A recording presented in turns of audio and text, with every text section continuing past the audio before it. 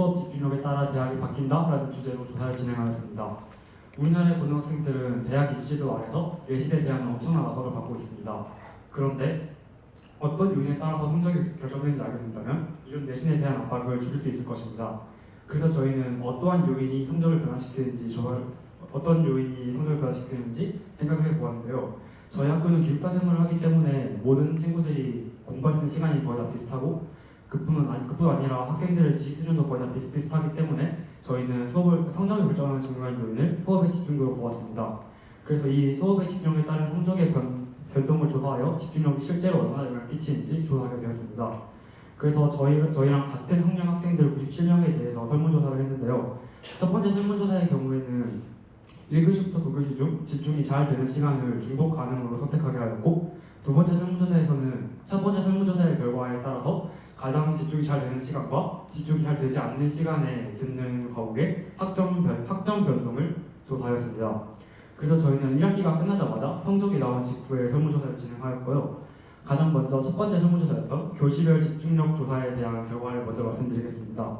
그래프를 보시면 아시다시피 3교시에 가장 많은 79%의 학생들이 집중이 잘 된다고 응답하였습니다. 그와 반대로 1교시와 8교시, 9교시의 경우에는 10% 내외의 학생들만 집중이 잘 된다고 응답하여 집중이 잘 되지 않는 시간으로 선택이 되었습니다. 그러나 9교시의 경우는 저희 학교의 보충 수업 시간이고 8교시의 경우에는 거의 모든 학생들이 일주일에 2번 정도밖에 수업이 없기 때문에 가장 집중이 안 되는 시간으로 1교시, 그리고 가장 집중이 잘 되는 시간으로 3교시를 선택하여서 학점 변화를 조사하였습니다. 이제 저희는 집중이 잘 되는 시간의 성적 향상 정도가 집중이 떨어지는 시간의 성적 향상 정도보다 높을 것이라는 가설을 최종하였습니다. 그리고 가설이 맞는지 틀린지 확인하기 위해서 집중력과 성적의 연관성을 조사하였습니다. 앞에서 채택되었던 1교시와 3교시에 수강하는 과목과 각 과목별로 이전 학기의 학점과 비교해서 성적이 얼마나 상승하였는지 또는 하락하였는지를 조사하였습니다. 여기 이 그래프는 조사 결과를 바탕으로 1교시와 3교시의 과목별 평균 학점 변화를 나타낸 것입니다. 파란색 막대가 1교시를 나타내는 것이고 주황색 막대가 3교시를 나타냅니다. 조사한 결과 1교시는 평균 0.07단계 하락한 반면 3교시는 평균적으로 0.2단계 정도 상승하였습니다.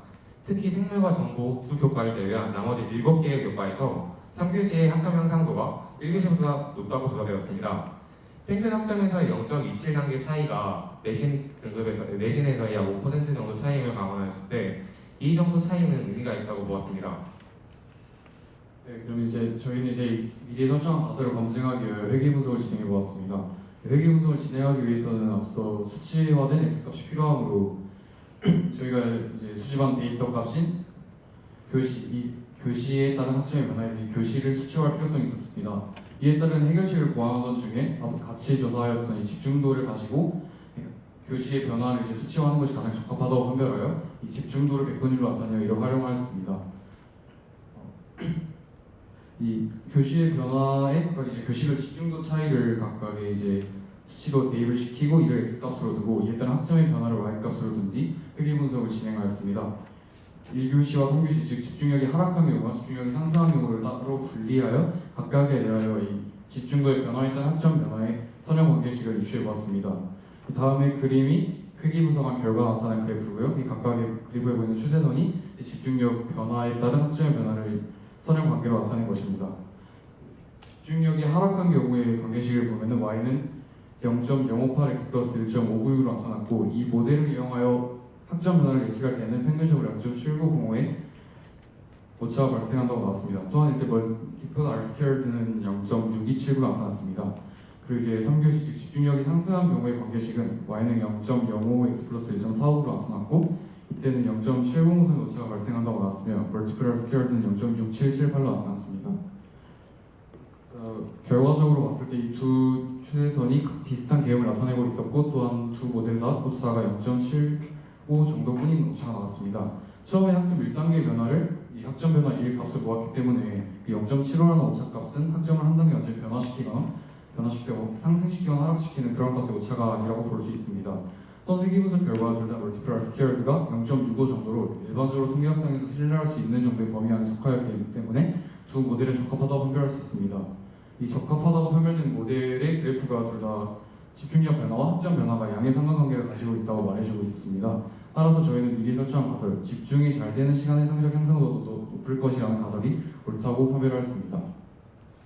지금까지 저희는 집중력이 성적 향상에 어떠한 영향을 주는지를 알아보기 위해서 동일 학년의 학생들에게 설문을 실시하여 자료를 수집하였고, 이 수집한 자료를 바탕으로 회귀분석 모델을 구하였습니다.